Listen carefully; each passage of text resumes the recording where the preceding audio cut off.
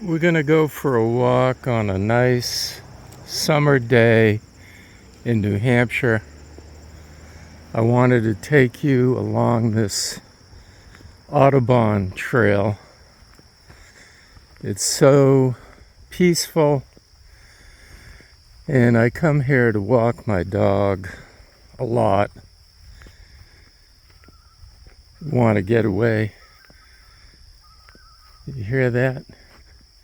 I don't know if you just heard that, but that was a loon. The loon is sort of a mystical.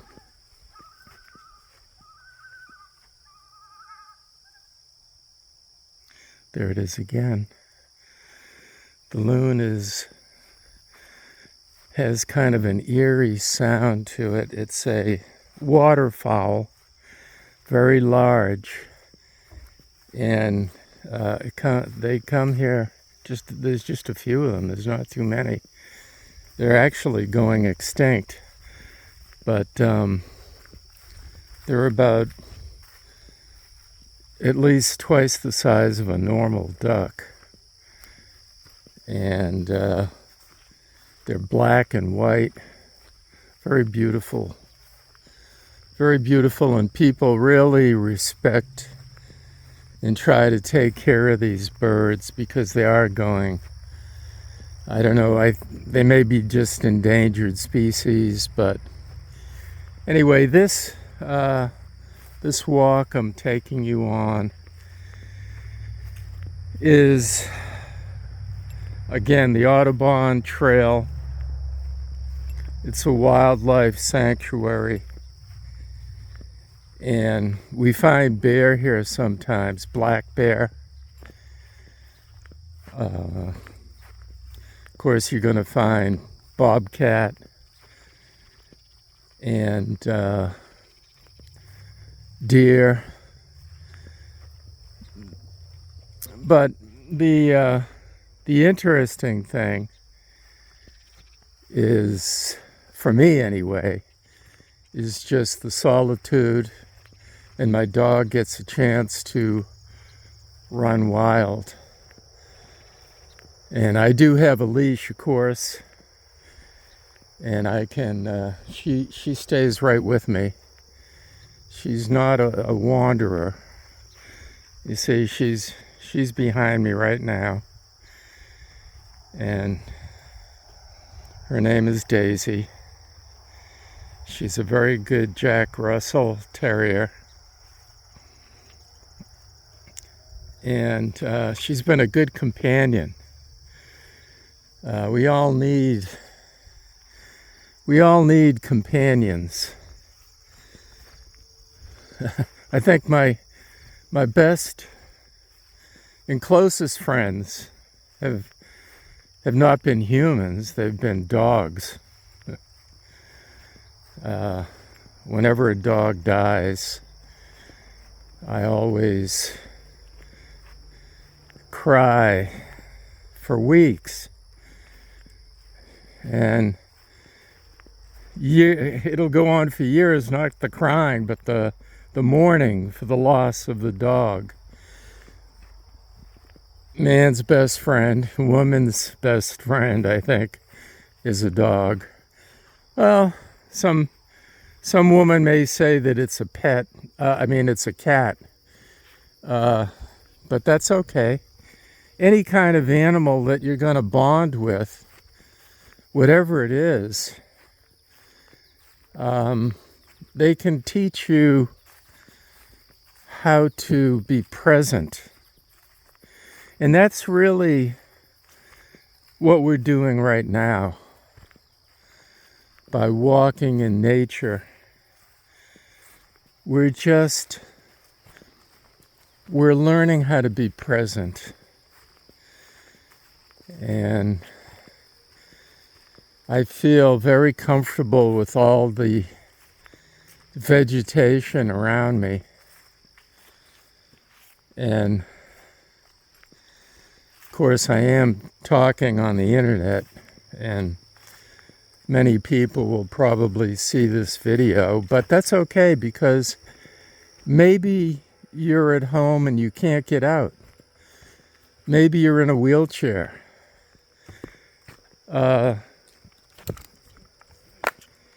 You know, there's a lot of people that are immobile. They can't walk. They can't talk. They could be bedridden. And maybe this video will give them a little bit of relief. The only problem I might have here is that sometimes the mosquitoes, we've had a lot of rain recently, and even though it's getting to be later in the summer, the mosquitoes are healthy and thriving, and they've already taken a nice little drink out of my bloodstream here.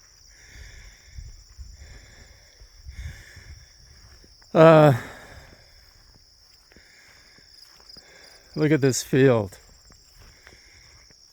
We're away from the road now, so I can't hear any traffic. I hear the crickets all around me. Thousands of crickets. Beautiful flowers. You've got goldenrod. That's not ragweed. A lot of people think that's ragweed, but no, it's not ragweed. It's goldenrod, but the flowers, of course, look at them. Daisies, some type of a daisy, I'm not sure what it is. And then we have a lot of briars, and then there's raspberries over here somewhere. So this path is used by many people, nature lovers and dog lovers. I guess I would definitely fit both. I'm kind of somewhat of a recluse in some ways, but yet I love socializing with people and going places and doing things with people. But I do value being alone, because that's how I center myself. You have in this world we live in, you have to center yourself. You have to learn how to be present, because there's so much around us that's pulling us away from the present moment, and we live too much in the future. I tend to live more, I think, in the past. I love to read books from the 1800s. I just read a book, Cold Sassy Tree, that took place around 1906. And it was set in a little town in Georgia. And it was written by Olive Ann Burns. And it was her only book that she wrote. It was a bestseller, and it's so funny. It goes into how people talk to each other in the Deep South and how they lived, and they had a lot of close connections, and they knew each other's business. You couldn't do anything in the town without everybody finding out about it and passing some sort of a judgment on whatever it was, some sort of a immoral judgment, or usually it was some kind of a moral judgment. The book, one of the big things in the book is that this old man, he's not that old actually. In the book he's portrayed as an old man, but really he was about 60 years old. He ends up marrying a woman half his age 3 weeks after his wife dies. And that caused an extreme amount of gossip in the town. He went out and eloped with her. And the funny thing is, she worked for him for a couple of years before this happened. But he did love his wife. It's not like he didn't love his wife. He loved her deeply. But as he said, when she's gone, she's gone. And he wanted to carry on with his life. And actually, he was looking more for a housekeeper. At least that's how it appears at first. But as the story goes on, we find out he wanted more than a housekeeper. He had secretly had an infatuation with her the whole time that she worked for him.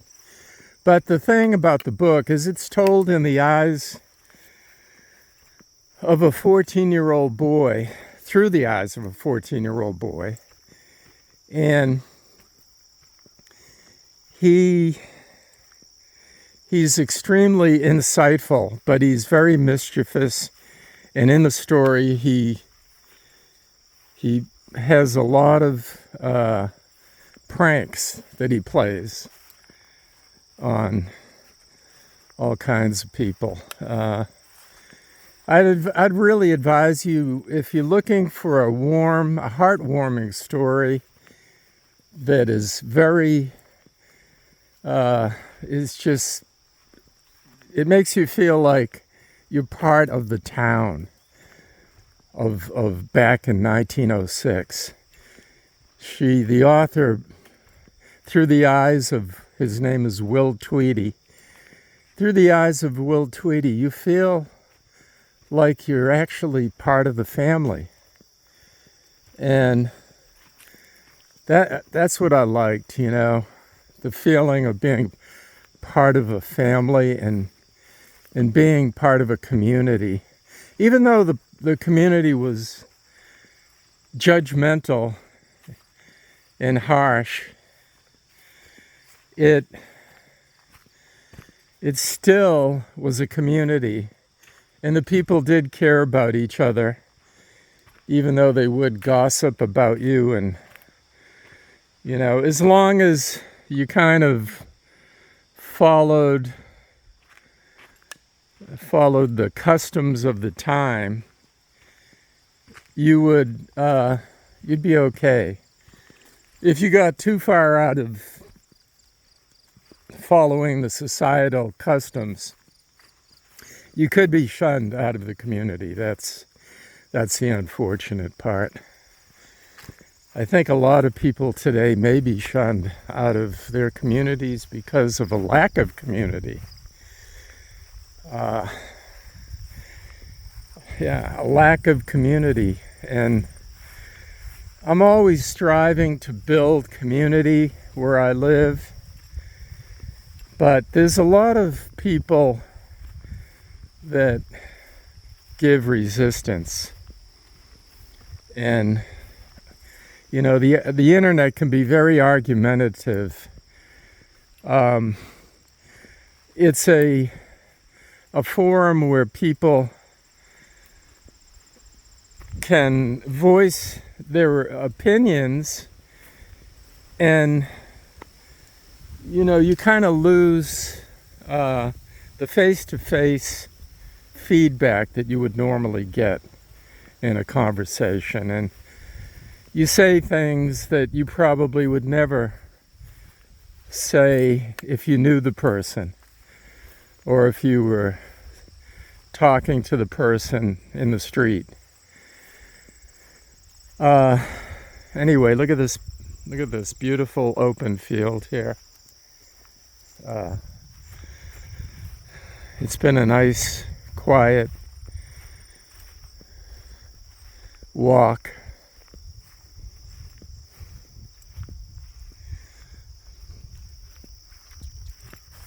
I came here this morning and there was so many bugs out here and everything was wet that I got eaten up. And if you're in this area in the early part of the summer, there's ticks everywhere. But right now we're getting to the prime time where the bug population will diminish and it'll be better and better to go for walks without being harassed by mosquitoes and deer flies and but the reading is a good pastime. It's a good escape along with walks in nature. And I swim a lot, so I go to the lake and I swim as much as I can. A lot of times I'll also swim in the creeks and the rivers.